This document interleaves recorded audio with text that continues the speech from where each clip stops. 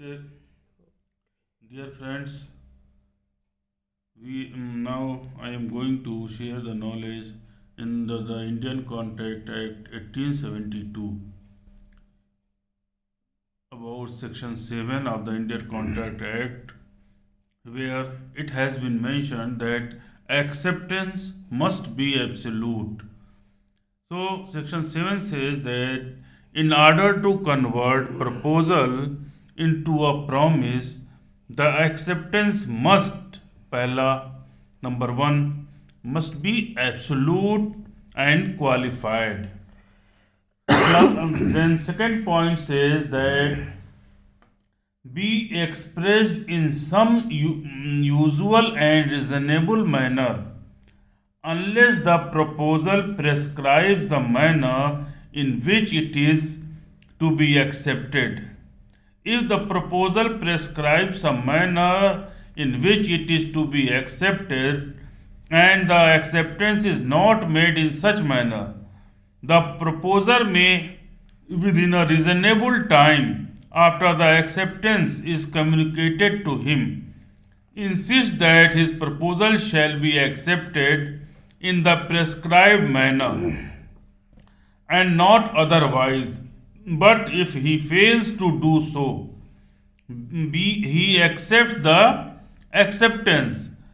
So here it means that Section 7 of the Indian Contract Act tells us about the acceptance must be absolute, and this means that there must be certainty. So, certainty of acceptance has further been defined. What is certainty of acceptance? Certainty of acceptance means the rule in the first subsection is based on the principle that unless the parties has consensus ad idem, that is, are of one mind, there cannot be an agreement between them. The rule is in itself obviously necessary for words of acceptance which do not correspond to the proposal actually made or not really an acceptance of anything, and therefore can amount to nothing more than a new proposal, or as if frequently called shall a counter offer, where an offer to purchase a house with a condition that possession shall be given on a particular day was accepted, varying the date for possession, or an offer of sell good barely was accepted with the hope that fine barely would be delivered, or an offer to buy a property was accepted upon a condition that the buyer signed an agreement which contained special terms as to payment of deposit, making out title, completion date, the agreement having been returned unsigned by the buyer, or an officer to sell rice was accepted with an endorsement on the sold and bought note that yellow or wet grain will not be accepted. It has been held that particularly in the case of Sir Muhammad Yusuf versus S for India, it has been held that the acceptance was not absolute and unqualified, and that the variations were counter proposals, where an acceptance of proposal for insurance was accepted in all its terms, subject to the condition that there shall be no assurance till the first premium was paid. The said condition was held to be in the nature of counter proposal. A composite offer, each part of whereof is dependent upon the other. Each part of offer is dependent on another. So, this of which type of offer? That is composite offer. They all are dependent on each other. If accepted in part only, the acceptance would not be absolute and unqualified.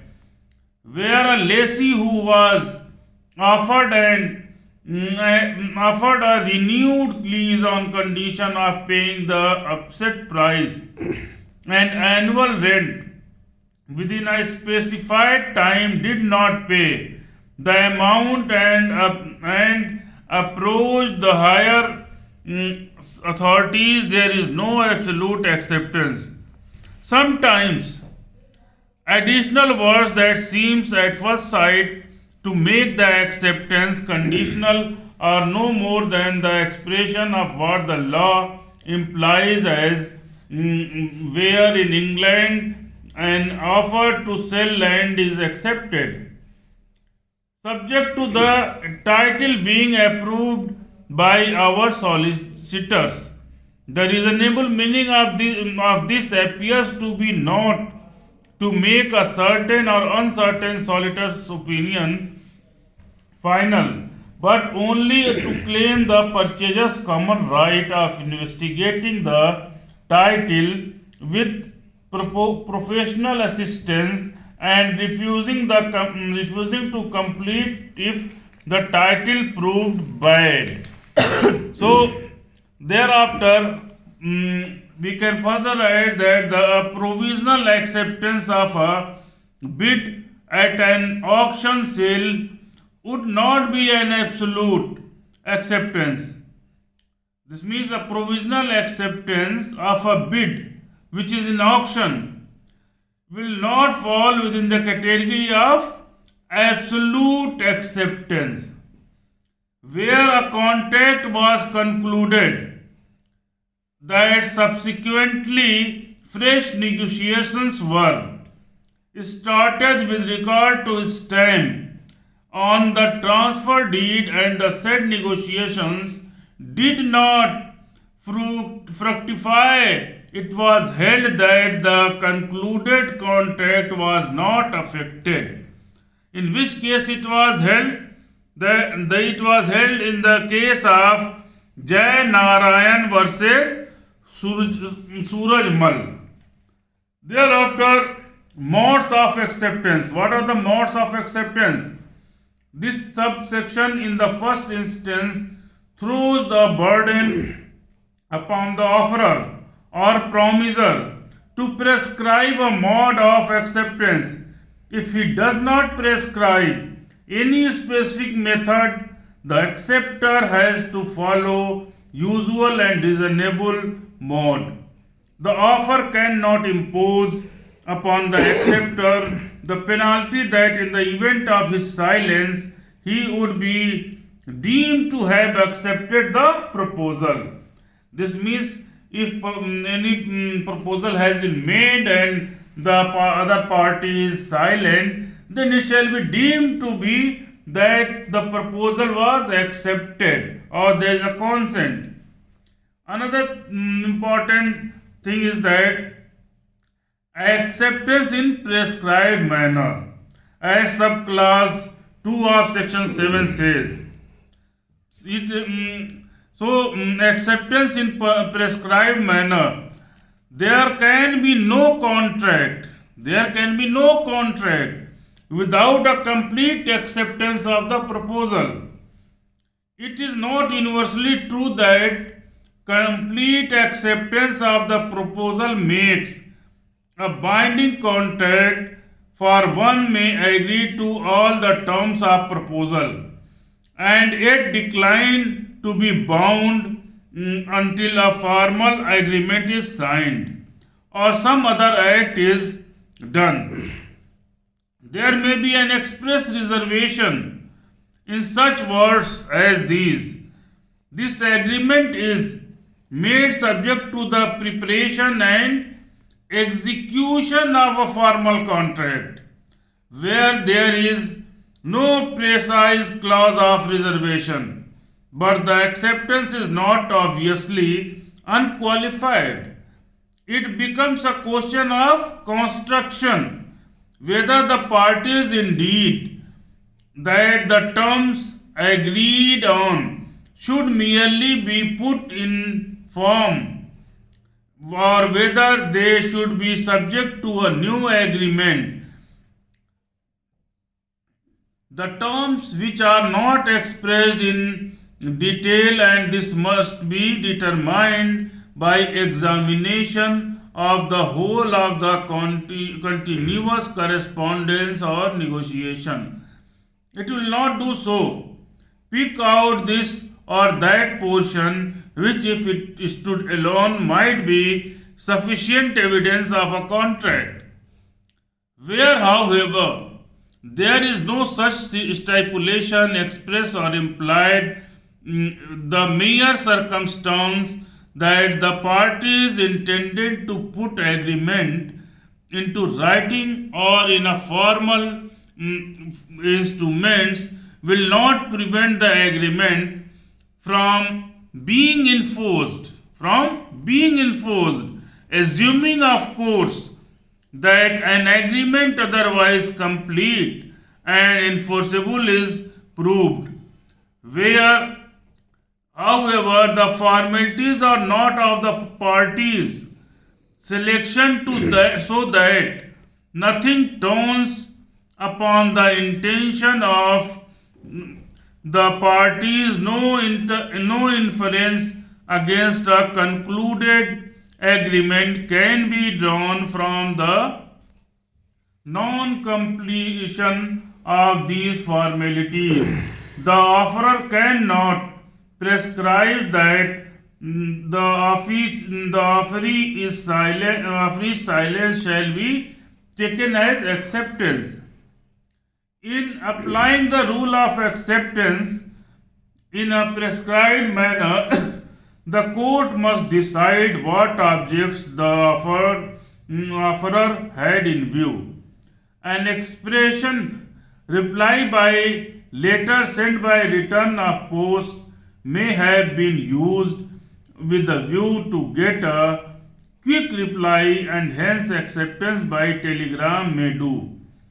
If, however, the offerer expressly dislikes telegrams, and acceptance by telegram may not suffice, the question would be whether the prescribed mode is mandatory or directory. Therefore, if the proposer chooses to require that goods shall be delivered at a particular place, he is not bound to accept delivery tendered at any other place. It is not for the acceptor to say that some other mode of acceptance which is not according to the terms of the proposal will do as well. Then another thing is that usual and reasonable manner. What is usual and reasonable manner? So this expression includes what must have been within the contemplation of the parties according to the ordinary practice followed in a particular trade or business or place. This may cover a case of acceptance by beginning to perform, or by opening a letter to credit, or by actual forbearance, or by payment of earnest money or deposit, as the case may be. A personal message through the acceptor's agent was deemed to be under this expression. The promiser having not prescribed any mode. In the case of LIC of India versus Rajvasar Reddy, what was that? The Supreme Court of India observed as follows: contract of insurance will be concluded only when a party to whom an offer has been made accepts it unconditionally and communicates his acceptance to the person making the offer. Means communicating to his acceptance to the person making the offer. Though in certain human relationships, silence to a proposal might convey acceptance, but in the case of insurance proposal, silence does not denote or signify consent, and contract arises when the person to whom offer is made says or does constitute or says something to sign or signify his acceptance. Mere delay in giving an answer cannot be cannot be communicated or therefore mere delay in giving an answer cannot be construed as acceptance as prima facie. Acceptance must be communicated to the offerer. Similarly, the mere receipt and retention of premium until after the death of the applicant or the mere preparation of the policy document is not acceptance.